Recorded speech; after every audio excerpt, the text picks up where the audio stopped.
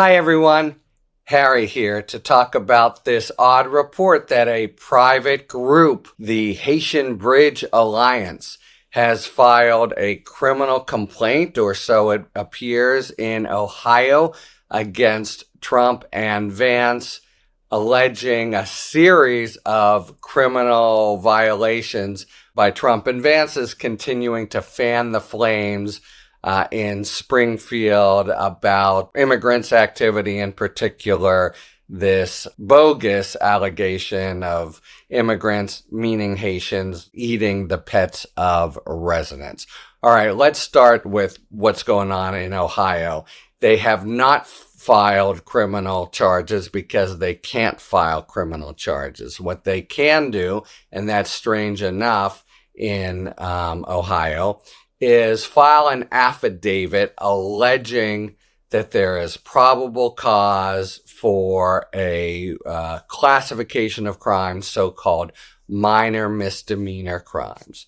And unlike the impact when a prosecuting attorney or even a police officer files that kind of piece of paper, it's not a criminal complaint per se. It's basically a request for a magistrate or a neutral judicial officer to find there is probable cause or to refer the matter to a prosecuting attorney. So, look, unusual, and you can imagine ways in which it can be used or abused. If you look in the Ohio Code, a classic instance looks to be a merchant who somebody bounces a check on them, and that's a minor misdemeanor, and they file this affidavit, and the judge or judicial officer says, okay, probable cause, and then and only then can a complaint be issued if the prosecuting attorney decides to do it. That's the sort of procedure here. Now, in terms of the facts and what leads up to this Haitian Bridge Alliance has been lobbying the local prosecuting attorney to bring criminal charges, and the prosecuting attorney has declined to do it. So they are taking the law into their own hands, you might say, not improperly, but it was in they're stepping into the vacuum and bringing charges based on everything that's been happening in Springfield. And they have a whole flurry of different charges. You know, Springfield's been bedlam since Trump and Vance have begun to beat these drums. And it really is a sort of demonstration of their toxic impact on society. It's not even as if they are prompting people to go after Haitians or whatever. They are just unleashing havoc. There have been 33 false alarms of school closures because Trump partisans are just raising hell everywhere, just revved up by these reports that things are happening in Springfield. It's a little strange, right? There, talk about victimizing the victim. The community is roiled, and so the Trump faithful respond to his saying these things by making it much, much worse. Okay, but so now this group, and I think this fact is pretty well known. What's going on in Springfield? As often happens in immigration patterns, for economic reasons and social reasons, a group will cluster in a particular community. And I haven't been living in Springfield, but there's reason to think that the 30,000 or so Haitians who have settled there have in fact been, very good for the economy and have served an important purpose. They've gone there because there are jobs there. They've been working there. And so it's kind of extra pernicious of Trump and Vance to be trying to get at what is essentially As I understand it, this is a completely side point, but a bit of an immigration success story. People coming in to do jobs that Americans, not taking away from Americans, but that Americans would not otherwise be doing, and lifting up the town. But this is the occasion that Trump and Vance are using to say, or not even say, but plant in the minds of people the terrible impact of immigrants as part of their overall kind of lead diatribe against the country, Biden, Harris, whatever, just this sort of nightmarish vision of immigrants descending into good American communities. And I mean, really eating pets. What could be more of a kind of a nightmare movie scenario than that? All right.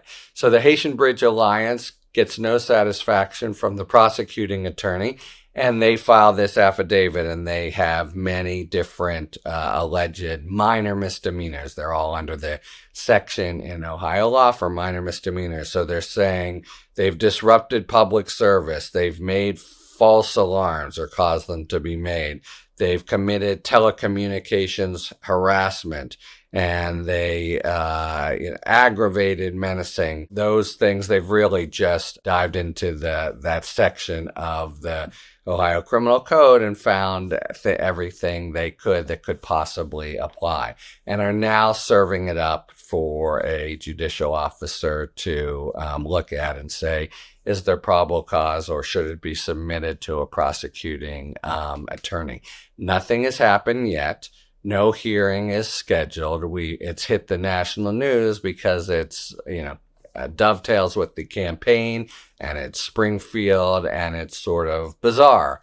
But nothing's happened yet. The obvious defense here is going to be First Amendment. So would a prosecuting attorney bring criminal charges in this instance? And maybe this is exactly how it's gone. If this were a serious exercise, I'm not saying it's not a serious exercise, but if a judge looking at it and Trump responding would say, what we are doing is criticizing immigration policy. That would be the notion. And the, pets being eaten, that's simply our way of really illustrating what's happening in the community as a result of the Biden-Harris immigration policy. Now, it's tricky under the First Amendment is about, roughly speaking, truth in the marketplace of ideas. So if underlying it, as seems to be, is a known lie about the sort of the whole pets kind of report that seems to be 100% false. You heard Trump in the debate say, oh, well, I saw it on TV, and Vance come pretty cool, basically fess up to, making it up. That lie has possibly no First Amendment protection. It actually would pierce a First Amendment defense. So you can imagine a serious judge saying, as alleged, lying and having the result of revving things up, that's shouting fire in a crowded theater, right? I mean, that's precisely shouting fire in a crowded theater where there is no fire. That is the whole notion. The fact that it's a lie doesn't necessarily greenlight it, but it makes it a much more serious prospect. So this actually could put in play an investigation and even force a response from Trump and Vance about, is this true or not, and what you got here when you've charged it. And that is, could have significance in the campaign, right? If this process forces them to actually defend themselves by saying it's true, or trying to say, here's why we believe it, and it's tissue thin or less.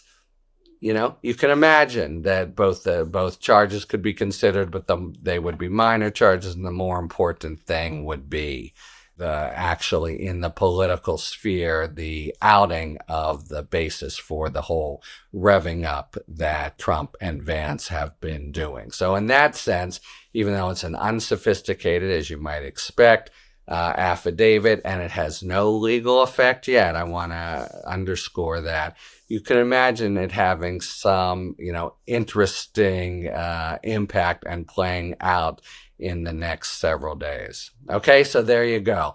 Ohio law, not uniquely, but distinctively, gives a process for a private citizen to file an affidavit charging a minor misdemeanor. A judicial officer reviews it, potentially serves it up to a prosecuting attorney. It's only for a certain class of crimes, and the Haitian Alliance that is submitted it here is saying those crimes have been shown by the impact of all the revving up that Trump and Vance have done. Now, of course, there could be quite a difficulty trying to show a causal link, which, as I've said, is a little bit odd anyway, that they say these things, and so people call in bomb threats and shut down schools. It is clearly the Trump folks doing it, but what a strange bunch of rogues. That's always the problem with Trump, is you can unleash these lone wolf or third-party actors who just, go berserk. So in summary, it's this unusual provision of Ohio law that lets private persons, get in the game of a criminal action only for very minor misdemeanors. So this group, frustrated by the failure of the DA to come in, is trying to leverage that, and just looked in that section of the Ohio Code and found anything and everything that could apply.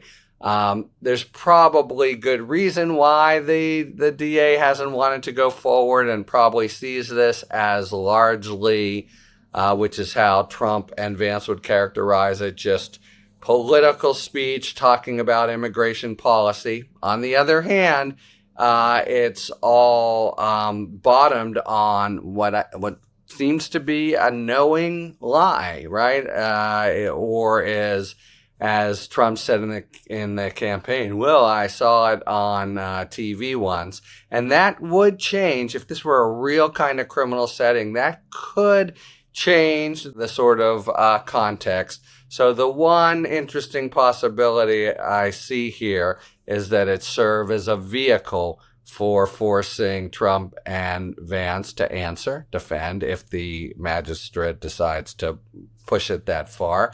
And in that case, we may learn, so show us your cards, Trump and Vance, for why you've been making such a big deal about this. And it has had really tumultuous effects in Springfield. And if what they have is next to nothing, well, that tells you a fair bit about the two people who would seek to be president and vice president of the country.